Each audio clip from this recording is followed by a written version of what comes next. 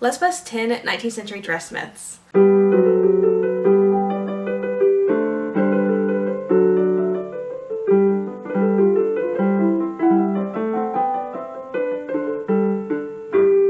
Hi everyone, my name is Caitlin, and on this channel I teach old-fashioned sewing skills and we copy originals most of the time. Occasionally I do come over here and we just sit here and talk about mostly myths and also just some deep diving into research for the 19th century and sometimes the 20th century as well. And we're starting the 18th century, so like I needed more time periods to do.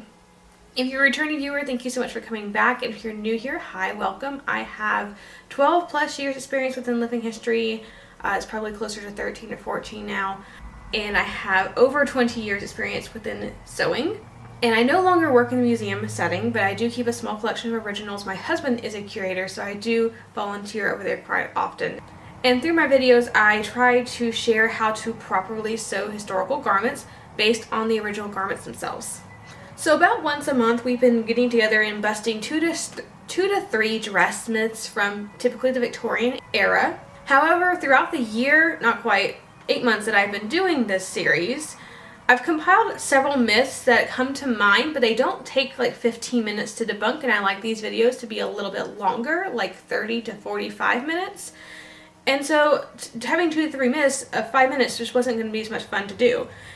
And so I just decided I was going to compile a bunch of them and make a full-length video out of them. So we're going to do 10 myths today that are only going to take 5 minutes or less to debunk. So we're not going to dive in as deep as sometimes we do and get like all sorts of historical background and such. This is going to be things that I mostly see even some well-seasoned living historians fall into. And so I want to make sure they are addressed properly, but maybe not go into all the historical drama, just to save time and be a little bit more concise. And some of these are going to be for very specific time frames, okay? So a couple of them are Georgian era or Romantic era. A lot of them are Victorian still. And so yes, I know they're not all Victorian myths, but for YouTube algorithm reasons, we're calling it Victorian dress myths. So number one, this is going to be one for the 1830s crowd. It's 1830s sleeve puffs for poor people. So this is one that had me fooled when I first started the 1830s, because obviously wearing those giant sleeve puffs in the kitchen and, or doing hard labor like scrubbing floors wouldn't have happened, right? That would be impractical, right? That's too cumbersome and stupid, right? Well, I have news for you. They did. Now, there were people who did not wear the sleeve puffs or the sleeve pillows or the sleeve supports, whatever you want to call them, while doing work. And there are ones that did. It seemed to be personal preference, because even in the same painting, you can see one woman who is wearing some very obviously very puffy sleeves, and some that have the puffy sleeves, but they're kind of deflated. So she's probably not wearing anything underneath those.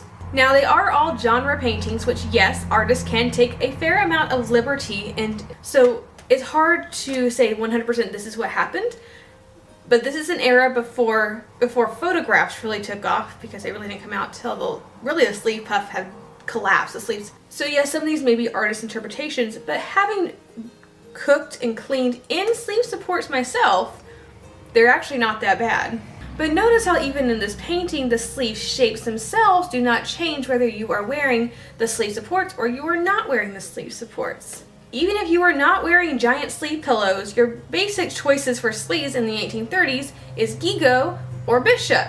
Gigot being really poofy on top and straight on the bottom, and bishop being very, very poofy all the way down to your wrist. Poofy sleeves are very much the norm in the 1830s. Whether you are working class, whether you are wealthy, the sleeve styles don't really change. Now, you can get narrower bishop sleeves. The Workwoman's Guide does have several sleeve choices for the early and mid 1830s. And even the Workwoman's Guide does show a variety of fullnesses within the gigots, but it doesn't even give the option for bishop sleeves, which was first introduced in 1828, 1829? I think it was 1829. Which then devolved sort of into working class wear for most of the 19th century in working class garments, definitely in the 1840s through the 1860s. So your choices for 1830 sleeve shape, no matter what class you are doing, is puffy on top and fitted on the bottom, or puffy all around. Let's look at some examples. So yes, I'm sorry, but you do not get to use the excuse of I'm poor for not wearing poofy sleeves in the 1830s. You don't have to wear the sleeve supports. There's plenty of evidence that you do not have to wear them.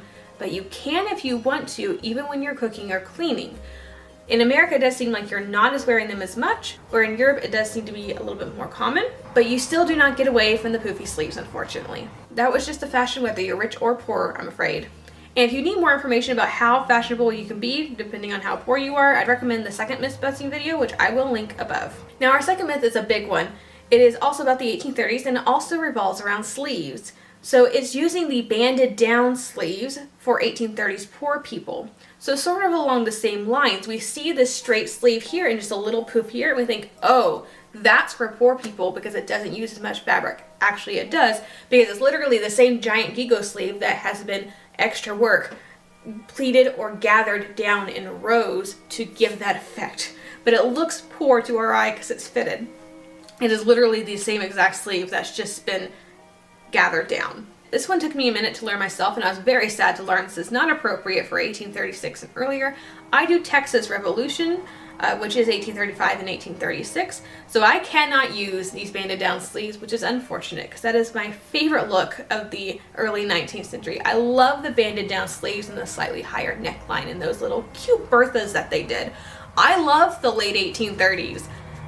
Nothing cool happened according to history because everyone wants to do Texas Revolution where we have giant sleeves. I don't want the giant sleeves. I want the cute little banded down ones. And I can't wear those unless we're doing late 1830s or very early 1840s. So if you closely examine fashion plates, which I did one year, you'll find that the banding down of sleeves starts in June or July of 1836 and just gets banded down further and further and further as we keep going.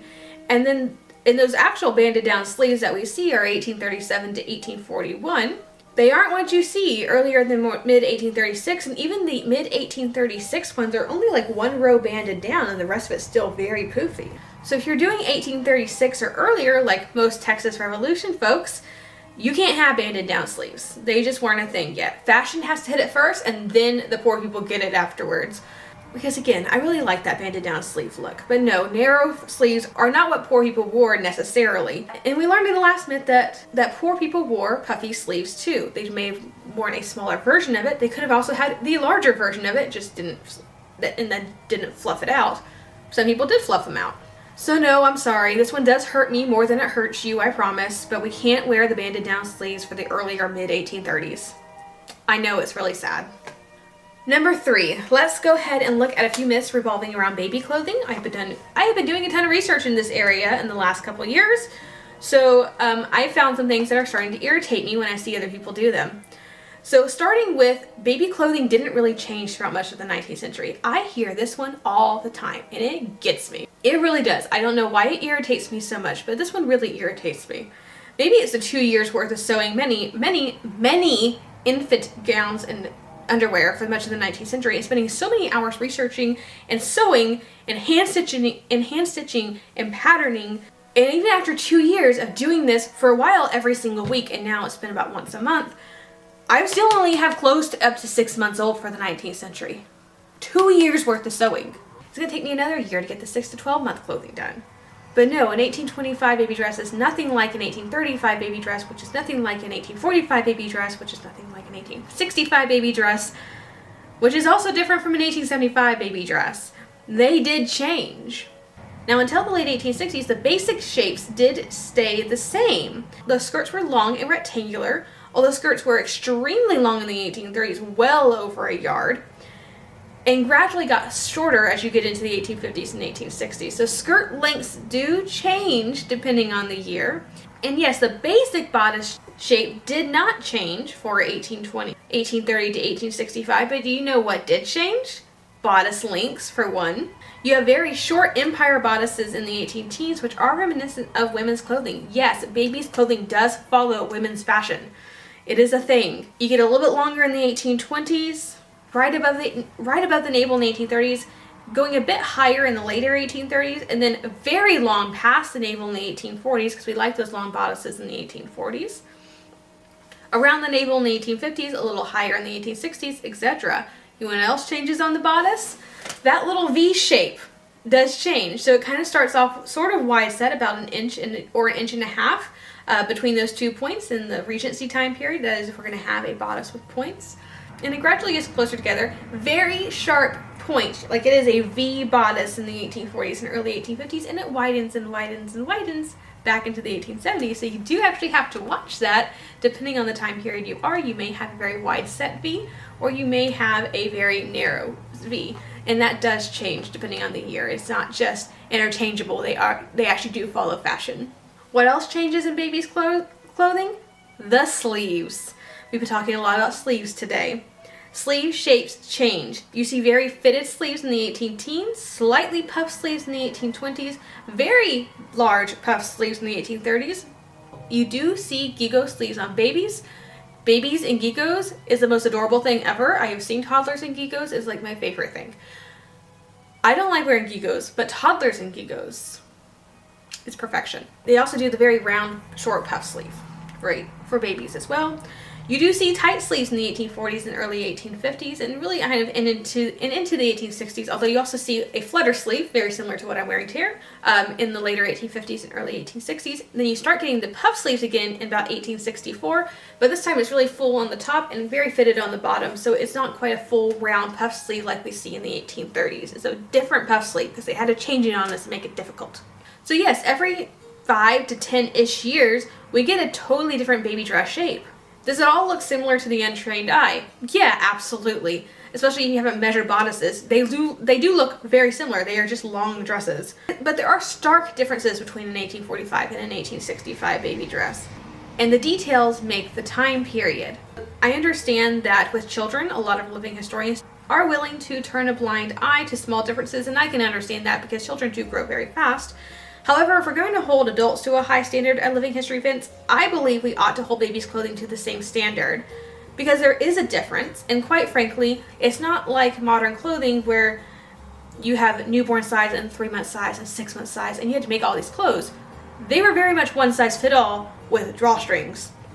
And so you had first size and second size, and those two sizes should fit you from birth to 12 months at least. So it's not like you have to make a whole lot of sewing. So I believe it is possible to do this right. But maybe I just have that opinion because I spent the last 2 years working on it and now I'm somewhat passionate about it. This is where really studying originals helps a lot because you can look at an image online and they all look basically the same. It's not until you get in there and start actually noticing the small details. You may notice things like sleeves, but the bodice lengths, those are hard unless you actually have the originals in hand and you can measure them. Because the proportions may be weird. If you have an unusually short skirt, that bodice may look longer by comparison when it's really just a normal 1850s bodice. It actually is shorter than the 1840s bodice over here, but this one doesn't look nearly as long because the skirt's so much longer. So the proportions look the same, but you get the measuring tape out and they're not the same, if that makes sense. Myth number 4, this one doesn't really hit the more knowledgeable folks. This is more of an assumption that we have, and that is that clothing was gendered for infants. It really wasn't.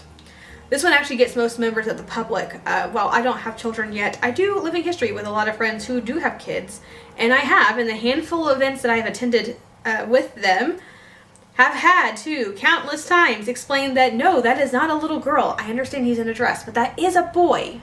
Yes, he's wearing a dress. I understand he's wearing a dress. That is still a boy. It's easier to change a baby in a skirt, diapers. If you're trying to potty train them, it's a lot easier to potty train in a dress because all you have to do is lift and go than trousers that may have buttons or whatever kind of contraption that may be hard for a 2 to 3 year old to undo for themselves. You have to remember that ultrasounds did not exist in this time period. So until it popped out, parents didn't really know what they were having. I mean, there were old wives' tales that could guess, but some of the times those weren't right, and so all you could do is really guess. And in a time period where baby clothing was made at home and almost entirely made by hand for most of the 19th century, there's no reason practicality-wise to make 2 entire wardrobes when you're only going to use one of them. That would be a waste of time and materials. So until potty training or thereabouts, little boys and girls wore the same exact clothing.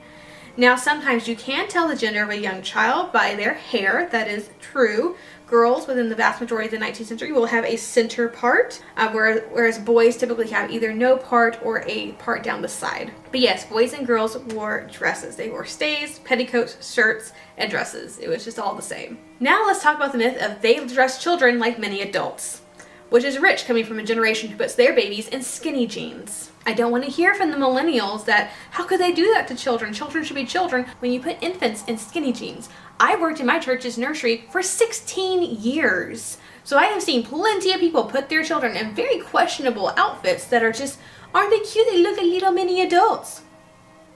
They're babies. They should be dressed like babies, but not in onesies or overalls. Those are stupid.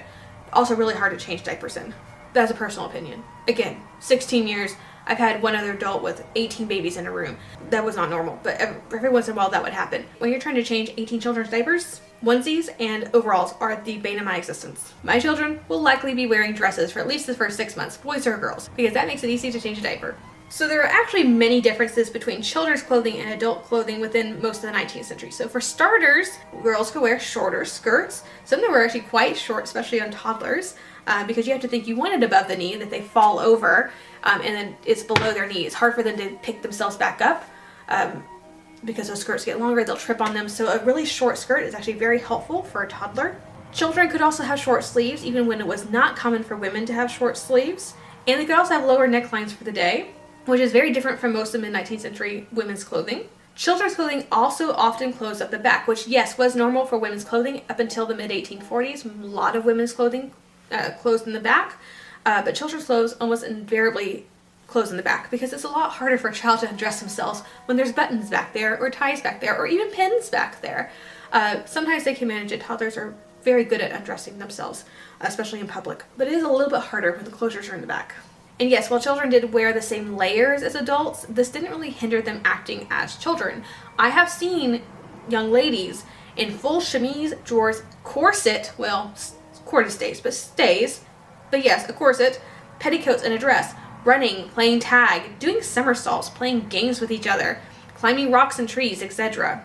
Yes, children's clothing does look a lot like adults' clothing to the untrained eye because yes, they are following basically the same fashion trends, but it is actually not the same. It is made for children to go run and play in. So again, children's clothing does mimic adults' fashion. For example, a long waist and tight-fitting sleeves in the 1840s, but children's clothing was different from adults. In fact, books on dressing children often stress heavily the fact that children's clothing should not oppress them and they should be able to do childrenly things in their clothing. And that's what a pinafore is for, right? That's to keep your dress clean as they're being rough and tumble children. There are actually even legging type garments, at least in the Workwoman's Guide, that went up over your drawers. They were meant as play drawers. That way, if you had company over later, you can get your child dressed, you put a sack pinafore over them, put those drawers up on them, they can get as dirty as they want. All you do is wipe their face, wipe their arms, you take off the pinafore, you take off the pinafore, you take off those little drawers, and they're perfectly pretty and great for company. So there were ways around it but still letting children be children.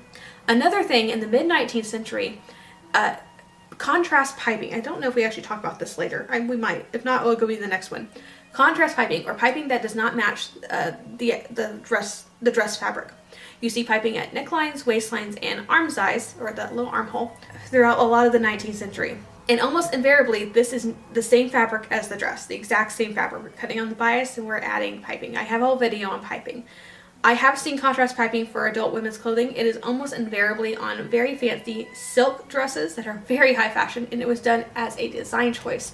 I can count the number of times on one hand it was done in cotton, and I'm still 95% sure that was actually a wool that was mislabeled as cotton, which would still put it in the realm of fashionability. So it was very fashionable garments. Children's clothing could have contrast piping, even on cotton prints. I have handled some of them myself. It wasn't an extremely common choice. I would say maybe less than 1 in 10 dresses of mid-19th century children's clothing had contrast piping, but it was a choice that could have been made. So let's go back to adult clothing. Let's talk about the myth of copying an image, dress, or fashion plate just in any fiber. I see reenactors do this a lot. They find a fashion plate they like and they go to Joann's and pick up a cotton and whatever trim they like and they go make themselves a dress. And they do this without realizing that there are period rules around fibers. So if you go back to the fashion magazines, they will tell you what fabric a dress should be made from. Here's a hint, 99% of them are silk. Very, very few of them are going to be in cotton. The average unresearched person is going to assume that they're portraying someone who's not well off. They could just copy the same style, but in cotton. Because obviously it's all they can afford, right? But that's not how it works. There are general rules around cotton as a plant-based fiber as opposed to a long-lasting and durable protein fibers like silk and wool. For instance, in the 1860s, 99% of cotton dresses were gathered or pleated at the waist, not darted. Darts were generally reserved for silk and wool dresses. Now, I do find a tiny handful of darted cottons that are more common in homespuns, oddly enough. Real homespuns, not the rustic cotton fabric you get at Joann's.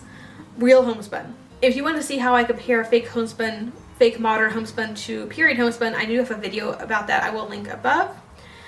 And so where was I? Oh yes, a very small example of extant 1860s darted cotton dresses disproportionately in homespun dresses or extremely run-down working class dresses. And those dresses were not expected to last very long, and so therefore it doesn't really matter if it's darted or not. But nothing remotely fashionable, so none of your fashionable cottons are going to be dotted most generally. You also see certain sleeve styles only in silks and wools or in sheer cottons, which do have some different rules. But again, that's typically because sheer cottons are also not expected to last more than a season or two.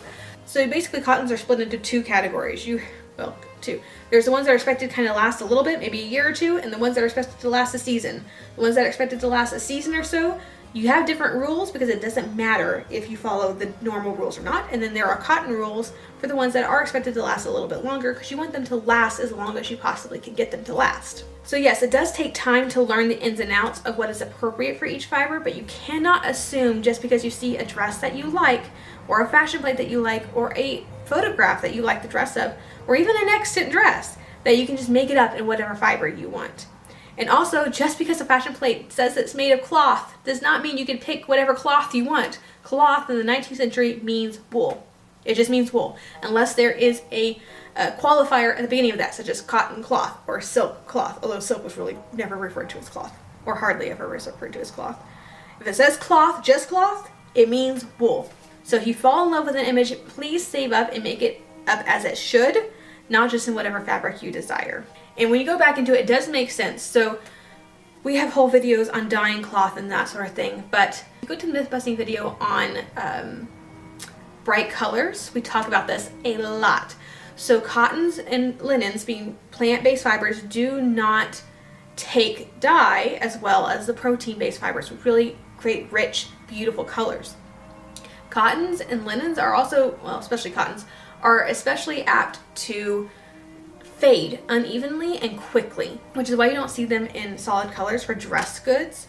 Also, that's a whole nother conversation of that, just any fabric, and then even though it's appropriate for the 19th century, it's not appropriate for dress goods, because there are certain types of fabrics that are dress goods, and there are fabrics that are for linings, and there's fabrics for upholstery. We tend to kind of just mesh everything up in whatever fabric you like. You can just make it up. That's not how the 19th century worked. So there are fabrics that are dress goods. So when we're talking about dress goods, there are cotton dress goods. There are also cottons that were not dress goods. Silks were the same way.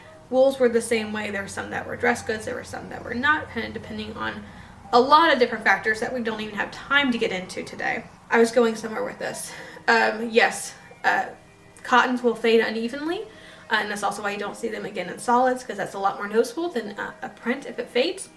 Darts, if you wash your fabric a lot, the dart will be darker on the inside, and then your fabric may be faded a little bit. And then when you go to refit your dress because of pregnancy, because of body changes, of gaining weight, losing weight, whatever, if you try to take those darts out, it's really, you can clearly see that it was remade because there'll be darker splotches. If you do a gathered bodice, it's not as likely to happen. And if you redistribute those gathers, you can actually make it to where you don't see that. It just makes sense to have cotton not darted. And again, unless it's just a dress that's not expected to last very long, such as an extremely rough working class dress or a sheer.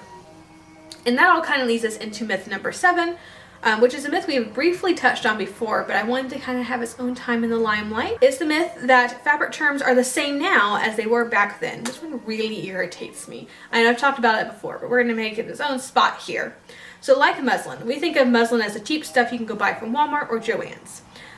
Thick, coarse, usually somewhat, hopefully opaque, although the stuff lately has not been opaque, it's been semi-sheer. The stuff that you can get at basically any fabric store, that's muslin to us. Well, that is not what muslin means in the 19th century. Muslin back then was far more similar to a soft cotton organdy.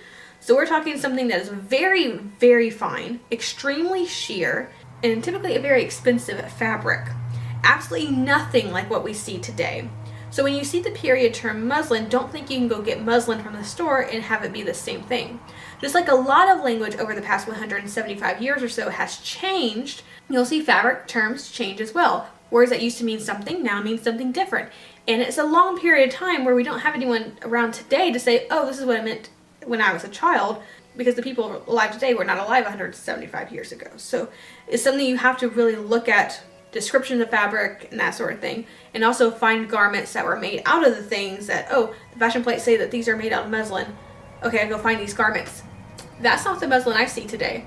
I can already tell you that's not what I see today. And then a lot of it is finding the written source and then finding those garments specifically and looking at them going, is that the same fabric as that I know that word from? So you're connecting the dots. Another one I like to harp on is flannel. Flannel is wool in the mid-19th century. Cotton flannel, outside of canton flannel, which does exist in the mid-19th century, but is not the same as regular cotton flannel, did not exist in the 19th century. Now, canton flannel is a cotton flannel as a twill exterior and a flannel interior, and that did exist in the mid-19th century. It was used in drawers and things like nightgowns for winter, that sort of thing. But the cotton flannel you find at Hobby Lobby or Joann's or whatever is not correct for the mid-19th century. It's just not. Flannel means wool. It's like cloth. They just assume you know that it's wool because there's no really other option. Unless it has a qualifier, such as canton flannel. The thing you're talking about that says flannel means wool flannel, and wool flannel is nothing like cotton flannel. And again, another similar one is cloth, so we briefly touched on this above. Cloth without a qualifier, such as cotton cloth, is just a generic period term for wool. Well, it's basically a lightweight wool broadcloth, essentially. Gingham is another one. So it's a term that means much more than what we think of gingham today. So today we think of gingham as a simple plaid with white and then a color and very uniform, often kind of small squares or plaids that are typically smaller than half an inch. And yes, that is what gingham meant back in the period. Gingham actually referred to several types of plaid and even stripes. There were plenty of references even in the 18th century to striped gingham. It's actually not until the 19th century that we see the term switch, in which case there is overlap between gingham meaning both a stripe and a plaid before we get into the 20th century understanding of gingham, which is just a simple check. So Richard Gafton's Delaware Fabric Inventory of 1746, I think, lists striped gingham, and I often come across the term striped gingham or colored ginghams from the 18th century and prior. So the Edinburgh Encyclopedia of 1830 has a description of ginghams under Bengal stripes, saying, quote, Bengal stripes are also known by the application of ginghams, is one of the most numerous varieties of the cotton manufacture which have been derived from Indian sources and recently cultivated to great extent in Britain. The Bengal or gingham is a stout but generally rather fine fabric of colored striped cotton. These stripes are sometimes crossed with either similar or dissimilar stripes so as to form a check, end quote. So in the 18th century, gingham seems to refer to by stripes. In the 1830s, we know it to be a stripe, but sometimes it is a check. And then we see a different description by 1865. 1865's Chambers Encyclopedia has this lovely description of gingham. Quote, a cotton fabric differs from calico to the circumstance that its colors are woven in and not afterwards printed. At first, Indian ginghams are consisted of cotton cloths, 2 or more colors arranged in a small checked pattern. Now, a great variety of designs are found in this material. In the case of umbrella ginghams, the whole piece is woven in yarn of one color. The following are the chief kinds of gingham: plain common light grounds, plain common dark grounds, Earlston ginghams, power looms, seersuckers and checks, muslin grounds, stripes and checks, furniture stripes and checks, colored diapers, crossover stripes, dairies, Hungarians, jean stripes, and umbrella ginghams, end quote. By 1870, I see several sources all of a sudden looking down at gingham, saying that it's a fabric that's no longer often used, or even in the art of dressing well, quote, a dress made of good fabric, even if it's only domestic gingham, will not only be more serviceable than any fabric made showily but worthlessly for mere effect, end quote. So really this is just a sign to never see a period fabric and go, oh, I know what that is because I've been sewing for 30 years and so I know what a gingham is or I know what a muslin is. But go and research it first, because you may find that that term means something totally different, or it may mean that thing but also other things in the period and not just what you think it means. Even if you've been sewing for a very long time and know your fabrics well, you probably only know modern fabrics well. You likely do not know period fabrics well unless you have extensively researched it. And that's something I'm still just learning. Number 8, NKIN. This is a big one. It stumps a lot of people, and it is women have to have their hair covered to be proper. I hear this all the time. Now, this may be true in some cultures and in some time periods, but I still hear this about my beloved mid-19th century from 1840 on. Even in the 1830s, there are less rules about women always having to have their hair covered. Even when the advice books say do cover your hair, such as when cooking or cleaning to keep it neat and clean, photographs and genre paintings still show some women with their hair covered and some with it not covered.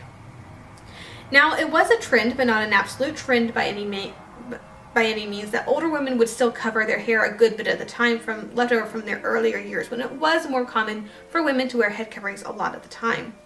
A good image is this 1850s image of women doing laundry. Notice that the young women do not have their hair covered. The middle-aged woman does have her hair covered, but not with something that's well covered. But the eldest woman does have a full cap on her head.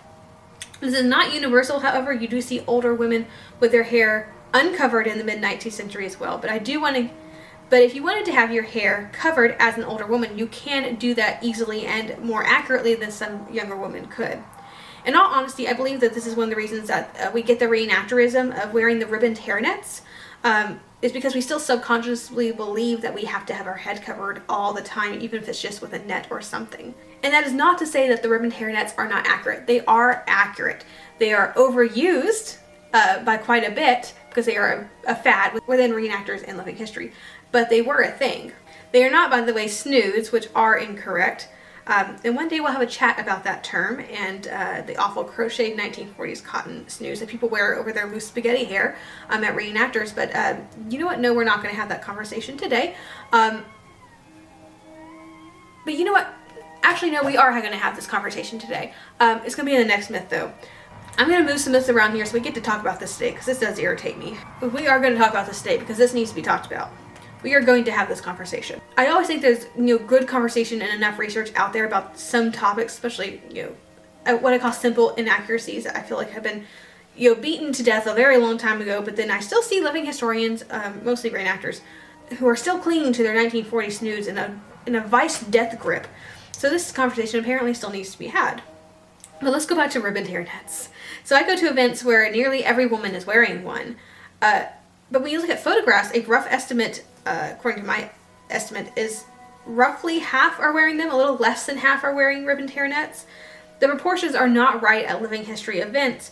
I highly encourage living historians to notice such things and take steps to improve the overall event ratios or accuracy within the ratios by making small changes, such as wearing their dressed hair without a net, or if you like how a fine hairnet will keep your hair from getting all those frizzies, you can always wear a fine hairnet without the ribbon, which is also very correct. And that's something I don't often see at events, honestly. So that would be super helpful to kind of add the dimension to an event. But we also, again, don't really want to give the impression to visitors that, oh, women always had their hair covered, even if it was, with these little ribbon snoods, little headband type things with nets on the back, or even that, oh, these are super, super common when less than half of the photographs we have show women wearing them. And we have a lot of paintings that do not show them being worn. So it's one of those things where we need to be aware of what everyone else around us is doing and try to improve the overall event accuracy within those ratios as well. All right, myth number 9. We move some things around. Let's now discuss the myth of snoods in the mid-19th century.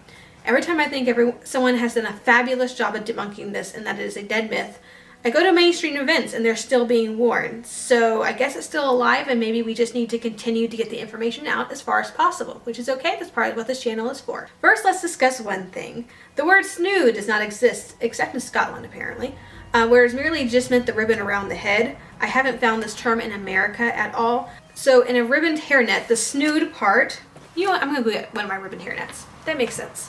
So in a ribboned hairnet, the snood is technically the ribbon part, not the whole thing. And again, I only see that term in Scotland, so I would discourage its use in America unless someone has more information on that subject. Again, this is not something I extensively have researched, just cursory looked at the word snood and noticed that they were all Scottish or British sources. So let's remove the word snood from our vocabulary for the 1860s, okay, especially if we're here in America. So secondly, wearing a net is not an excuse to not dress your hair. Hair is always dressed or put up before the net is laid over top. The most common type of hairnet, whether ribboned or not, will not be crocheted, as you often see people do nowadays. It's going to be netted in silk thread or actually in human hair. If it's not human hair, if it's silk thread, it's going to be a very fine thickness. It's going to closely match the wearer's hair color and thickness, essentially. These are not brightly colored bits of cotton crochet thrown on the head. They are, again, silk or human hair, a protein fiber, finely netted in varying shades of brown or black as per the wearer's actual hair color. This accounts for the vast majority of hair nets worn in the period. But you say there are fashion plates and paintings and photographs of women in thick snoods. First off, they are not snoods. They are also not crocheted cotton. These are netted in silk chenille. Sometimes, yes, done in very bold colors. Sometimes they match the hair color. Do be careful about modern colorized images. This is not period coloring, and this image may have actually been a chenille net closely matching the princess's hair color. This is definitely a period painting with the contrast, but again, these are not cotton, and they are not crochet. They are netted silk chenille. There are also nets made of ribbon, sometimes ornamented with beads. These are for fancier wear. The ribbon is not the polyester grosgrain. It is silk or silk velvet ribbon, and sometimes it's also a thicker chenille. There's an 1848 pattern, yes, for a crochet net for the hair, but it's far too early for American Civil War and should not be worn past the mid-1850s. Also, the pattern does specifically call for brown silk thread, so it will still not be done in cotton, and it will likely still match the wearer's hair color. So please stop making, selling, buying, or wearing these ridiculous little cotton crochet doilies to put on your head and wear a period hair or silk net, or better yet, don't wear them at all, because head coverings for women are vastly overrepresented right now. Thank you for coming to my TED Talk on mid-19th century women and their hair. If you'd like to know more, I know that Anna Warden Bowersmith has done excellent research on the topic and has published an ebook for your research pleasure. And I know she has studied this more than I have, so I will greatly defer to her. If you'd like to learn more, go ahead and buy her ebook. I will link it in the description. I've not personally purchased it, but I have seen the quality of Anna's research, and I would fully trust that she knows what she's doing. And our final myth. Let's touch for our final myth for the video, which is also on headwear. So the myth of sunbonnets are only for poor people. Sunbonnets make great sun protection, yes, which makes them great for field work or for general yard work, and yes, again, makes them great for poorer impressions. But that's not to say you don't see fancy sunbonnets. Sunbonnets even came in silk. And honestly, I truly believe that the fancier sunbonnets are also underrepresented in the living history hobby. Let's make some fancy sunbonnets, people! So I have two photographs of period silk corded sunbonnets to show you. Now I will say I have seen several silk corded sunbonnets, or sunbonnets with the brim stiffened with a yarn type of cotton cord, but I have not come across any slat bonnets in silk. Perhaps this is just a missing piece of information on my part, as I have not fully researched sunbonnets. But I thought I'd mention it because it's an interesting trend I've noticed. We also see white sheer cotton sunbonnets that were light and airy for ultimate coolness but still provided sunshade. I have a photograph of one and also a genre painting where I think the lady in the back has on a sheer sunbonnet on her head. It's hard to tell. It could be something else, but that's what it looks like to me. Another type of sheer sunbonnet is a cape line bonnet. It's a cross between a sunbonnet and a fashion bonnet, essentially. It's made of gauze or some very fine sheer material, sometimes silk, sometimes cotton, sometimes even wool, and is shirred or gathered into strips of cane or whalebone. It has a very long cape to protect the back of the neck as well. This is actually on my to-do list because I think it'd be quite fun to do. My friend Paula has one from his Carolyn Schmidt class, and I want one too. I wasn't able to go to her class. Paula's is a white cotton sheer, and I think I want to make mine of silk or wool gauze because I think that'd be, a good contrast. I also don't find people wearing the silk or wool ones nowadays, and I kind of want to demonstrate that as a possibility as well. Maybe that's something we can get to later this year. In 1856, New Peterson magazine has this to say on cape line bonnets. Quote, among the preparations for the country may be named several drawn bonnets of the kind called by French milliners cape lines or caloches. They are intended chiefly for children or for very young ladies. They are found very convenient for the country as they project beyond the forehead sufficiently to protect it from the rays of the sun, while a large cape shades the neck. The cape is prolonged at the sides so as to fasten under the chin, the ends being fixed by a bow formed of the same material as the bonnet. Small slight slips of whalebone are passed through the runnings. A cape line is a maroon-colored silk which has been lined in pink, ornamented with an undertrimming of a ruche of pink ribbon. Two bows of the same ribbon are being placed at the sides. Attached to the edge is some small type of veil of maroon-colored tulle, bordered by 6 rows of very narrow pink ribbon set on in a zigzag pattern. Cape lines of a plainer kind are composed of white muslin or gray batiste, lined in pink or cherry color and trimmed with ruches of ribbon. Some are composed of very fine jaconets, sprigged with lilac, pink, or blue, and are trimmed with ruches of the same material, edged with plain tulle about an inch wide. Some of the Parisian ladies are adopting the seaside cape lines of a very gay description. They are composed of pink or blue silk and are covered with tulle net. Whichever may be employed falls over the brim and forms a veil with a scalloped edge. A frill of the same covers the cape, with 2 long ends drooping at the sides to serve the purpose of strings. Bows of pink gauze ribbon placed under the brim on each side are made in a style somewhat resembling full-blown roses without leaves." End quote. So these are people who are at a seaside or countryside, are wealthy people, by the way, and they are going to either a summer home or a resort center. So these cape line bonnets are being described for richer folks. So no, sunbonnets are not just for poor people. You can have them as silk. You can have the cross between a fashion and a sunbonnet called a cape line bonnet. There are different middle and upper class people can wear sunbonnets as well, and cape line bonnets. After all, if you're doing a recreational outdoor activity in the days before sunscreen, you need to protect your skin from the sun's rays, and a sunbonnet is the best way to do that. Particularly because in this time frame, fashion bonnets do not actually protect the face, so you would have to hold a parasol either over your head all the time, and sometimes that's just flat out is not convenient to be carrying around a parasol and having it up all the time. A sheer sunbonnet is an excellent alternative to a fashion bonnet and the parasol combo during the hot summer months.